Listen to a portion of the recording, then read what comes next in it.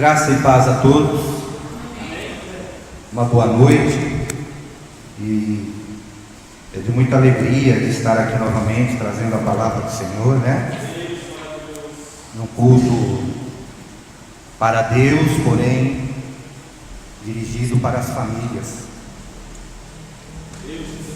E nós temos visto, que hoje o alvo maior do inimigo tem sido as famílias, em todos os sentidos, e só realmente a palavra do Senhor, pode restaurar, só ela pode verdadeiramente curar, só ela pode purificar, só ela pode unir novamente. A palavra do Senhor é o projeto de reconciliação, em primeiro lugar do homem para com Deus, e posteriormente, na mesma sequência, do homem para com o homem, e principalmente no meio familiar. E nós sabemos que a verdadeira família que permanecerá eternamente é a família espiritual e não a sanguínea. Então nós temos um combate pela frente, porque além de termos o confronto no sentido do físico que nós passamos, nós ainda temos este combate em apresentar Cristo à família, aos parentes, para que eles também venham a conhecê-lo e venham a se tornar filhos de Deus através de Cristo, para que possam então verdadeiramente estar juntos um dia para toda a eternidade. E é claro que há combate em relação a isso. É claro que o inimigo de nossas almas não vai facilitar. E onde ele está focando? Qual o alvo maior? É a família. Pai contra filho, filho contra pai, marido contra esposa, esposa contra marido, e aí por diante. E tudo que o mundo tem, ele está usando para que isto ocorra. Porém, em Cristo, com o conhecimento de Cristo, dirigido pelo Espírito Santo, por meio da palavra de Deus, nós temos as armas necessárias para combater e também para vencer em nome de Jesus. E nós podemos nos declarar, como o apóstolo Paulo fala, que somos mais que vencedores. Amém? Eu peço aos amados para abrir a palavra do Senhor em Romanos 15, carta aos Romanos 15,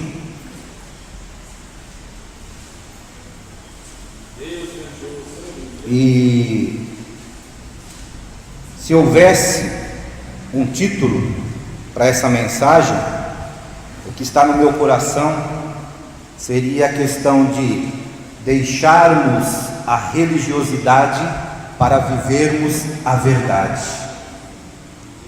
Deixarmos de viver uma religião para viver Cristo verdadeiramente. Amém? E só há um meio de se fazer isso. Todos encontraram? A partir do versículo 1 diz assim, o título é: Cristo dá-nos o exemplo da abnegação.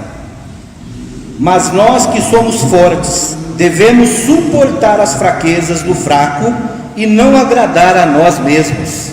Portanto, cada um de nós agrade ao seu próximo no que é bom para a edificação, porque também Cristo nos agradou, não agradou a si mesmo, mas como está escrito, sobre mim caíram as injúrias dos que te injuriavam. Amém? Até aqui. Curvem suas cabeças por um momento. Amado e querido Deus, o que eu peço aqui, Senhor amado, é que através desta palavra, Senhor, o Senhor venha tratar com cada coração no individual, e que através do individual o Senhor possa trabalhar também no coletivo, Senhor, no seio da família, Pai. Que possa, Senhor, a tua obra começar ou dar continuidade através de um.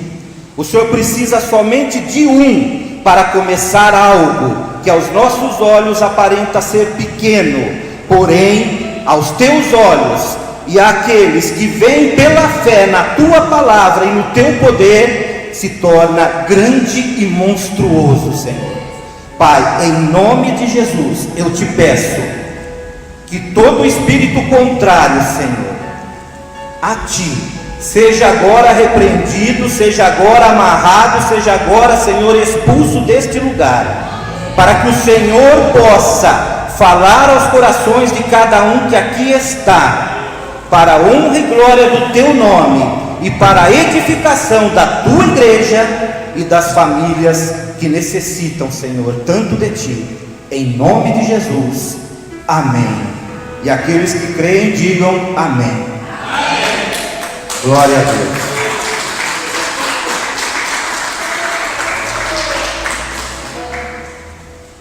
Amados, pode se assentar. Para vivermos verdadeiramente a vida de Cristo, amados, é necessário nós entregarmos muitas coisas. É necessário primeiro nós nos entregarmos, para que nós passemos a fazer o que está escrito no texto aqui. Eu não posso mais procurar fazer algo para agradar a mim mesmo. Eu preciso aprender com Cristo, que é o exemplo de fazer as coisas para agradar ao meu próximo. E não estou dizendo aqui que eu vou fazer tudo passando a mão na cabeça, que eu vou alisar o ego, que eu vou dizer que tudo que está sendo feito por Ele é certo, é correto, para que eu o agrade. Porque o agradar de Deus, amados, não está no sentido de nos deixar num bem-estar.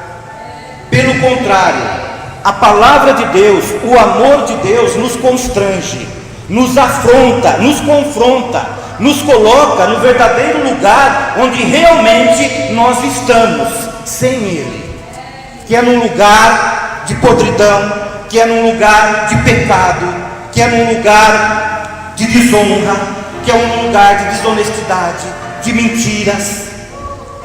Então, quando Jesus veio, Ele veio confrontar tudo isso. Porém, isto é para o nosso bem. A palavra de Deus diz, na carta a Timóteo, que nos finais dos tempos, as pessoas, aqueles que estão na igreja física, estariam procurando para si doutores, mestres e pastores que pregassem a eles o que eles querem ouvir. Porém, isto não é de Deus. A palavra de Deus diz também que nos últimos tempos haveria homens que estariam sendo orientados por demônios, com doutrinas de demônios. Porque nós temos um problema sério na nossa natureza caída, natureza pecaminosa. Nós queremos só o nosso bem-estar. E sair da religião é isto, porque a religião te leva a querer somente o seu bem, te leva a você fazer coisas exteriores para que outros vejam e para que você se sinta bem em relação à sua reputação, em relação àquilo que falam de você, em relação àquilo que pensam sobre você. E o verdadeiro cristianismo, aquilo que Jesus Cristo veio verdadeiramente pregar, a verdade que liberta, que cura, que salva, que leva para o céu, que batiza com o Espírito Santo, não é esta. A verdade que Jesus veio pregar é que nós temos que sair da zona de conforto. Nós temos que nos tornar desconfortáveis em relação à palavra de Deus, no sentido de tomarmos uma posição, de tomarmos uma atitude de fé e caminhar, mesmo com este incômodo, com este constrangimento, em direção ao caminho correto. E o caminho é Cristo, não há outro. E o que Ele ensinou. E nós temos visto, até no meio evangélico, muita religiosidade, muita formalidade, muitos rituais, mas nós não temos visto irmãos suportando irmãos. E o suportar aqui, irmãos, não é no sentido de estarmos, eu vou ficar lá porque lá eu gosto, lá eu estou cômodo, lá eu estou tranquilo, então eu vou suportar o meu irmão à distância, eu vou me apartar dele, ele fica no canto dele, eu fico no meu canto. Não, amados, esta palavra suportar, originária do hebraico e trazida para o grego, amados, é o significado de suportar, dar consistência, dar suporte, ajudar ao seu próximo. Da mesma forma como esses ventiladores precisam de um suporte para estar aí na parede, para que façam vento para nós. Da mesma forma que na sua casa muitas vezes você coloca no teto, você coloca na parede uma televisão, é necessário um suporte para que suporte o peso daquele objeto, daquele televisor, daquele DVD, para que você possa assistir algo. É esse suporte que a Bíblia fala. E eu tenho visto muito as pessoas compreenderem ao contrário, assim como tem distorcido muito a palavra do Senhor. E nós não temos visto pessoas suportando outras, dando auxílio, fortalecendo, capacitando, dando exemplo principalmente. A palavra de Deus diz, e é na mesma carta a Timóteo, Pedro também fala sobre isso, que nós temos que ser exemplo, que nós não fomos levantados por Deus, e aí já vem também o termo, nós fomos suportados por Deus, para poder suportar a outros. Por isso aqui Paulo está falando, nós que somos fortes. Fortes em quem? Fortes em mim mesmo? Fortes em vocês mesmos? Fortes em Deus, amados. Porque quando eu me entrego e me demonstro totalmente fraco a Deus, é que então eu me torno forte. Porque a fraqueza minha só é fortalecida através de Deus, quando eu entrego esta fraqueza. A manifestação da força de Deus, ela só atinge o meu ser quando eu estou fraco. E nós não podemos viver uma religiosidade. Em Tiago 1, a palavra diz que a verdadeira religião que agrada a Deus é aquela que te leva, que te conduz a visitar órfãos, a cuidar das viúvas e a sair da prostituição do mundo. Esta é a verdadeira religião. Em Isaías 58, se você ler o texto completo, você verá que através do profeta Isaías, Deus estava confrontando o povo de Israel, porque eles praticavam todos os rituais, eles jejuavam, eles oravam, eles se humilhavam em sacos de pano, e eles chegavam para Deus, porque não ouves a nossa oração, porque não vês o nosso jejum, porque não olhas para a nossa humilhação. E Deus debateu com eles no sentido de, foi este o jejum que eu escolhi? É este o jejum aceitável ao Senhor? Se vocês lerem o texto lá, vocês vão compreender. E o princípio moral daquele texto é trazido para o Novo Testamento, para a nova aliança no sentido espiritual. E Deus completa falando, o jejum que eu busco é que você liberte os cativos, é que você tire todas as sandálias da impiedade, é que você ajude ao seu próximo, é que você dê alimento ao que está faminto, é que você deixe de apontar o dedo, de acusar o teu próximo. Este é o verdadeiro jejum, esta é a verdadeira oração, este é o verdadeiro clamor que Deus ouve e atende. Há 3 tipos de pessoa que Deus procura neste mundo totalmente perdido e decaído, amados. É aqueles que são fiéis da terra, que está lá em Salmo 106.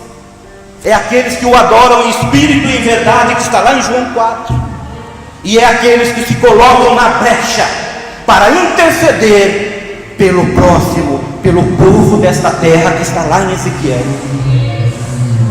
Porém, 3 pessoas que aparentemente têm características diferentes, porém ela é de uma única característica: todos eles temem ao Senhor verdadeiramente.